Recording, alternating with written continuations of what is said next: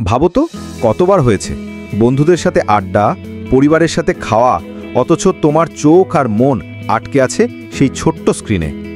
Mobile আমাদের জীবন সহজ করেছে, কিন্তু কখনো ভেবেছো এটা কি আমাদের অজান্তেই শিকলে বেঁধে ফেলছে? আসলে মোবাইল আসক্তি কোনো জাদু নয়, এটা আমাদের মস্তিষ্কের ডোপামিন হরমোনের খেলা। নতুন কিছু দেখতে, শুনতে বা সোশ্যাল মিডিয়ার লাইকের নোটিফিকেশন পেতে আমাদের মস্তিষ্ক ভালোবাসে। বড় বড় অ্যাপ কোম্পানিগুলো এটাকে কাজে লাগায় যেন তুমি বারবার ফিরে আসো, একবার স্ক্রল করতে করতে আরেকবার অজান্তেই কেটে যায় ঘন্টার পর ঘন্টা। এই আসক্তি আমাদের কি ক্ষতি করছে জানো? ঘুমের সময় নষ্ট হচ্ছে, চোখের ওপর চাপ পড়ছে, মনোযোগ হারিয়ে যাচ্ছে, পড়াশোনা ঠিকমতো হচ্ছে না, পরিবার বন্ধুদের সাথে সত্যিকারের সময় কাটানোও কমে যাচ্ছে। সবচেয়ে বড় কথা, আমরা ধীরে ধীরে আসল জীবন থেকে দূরে চলে যাচ্ছি। কিন্তু ভালো খবর হলো, এই শিকল ভাঙা সম্ভব।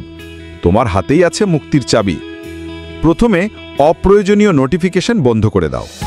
রাতে বা খাবারের সময় ফোন দূরে রাখো। সপ্তাহে অন্তত একদিন সোশ্যাল মিডিয়া ডিটক্স নাও। পুরো দিনটায় স্ক্রিন ছাড়া থাকো। নতুন অভ্যাস গড়ে তোলো। বই পড়ো, খেলাধুলা করো, প্রকৃতিতে ঘুরে বেড়াও, প্রিয় মানুষের সাথে মুখোমুখি কথা বলো। আর হ্যাঁ, স্ক্রিন টাইম ট্র্যাক করো।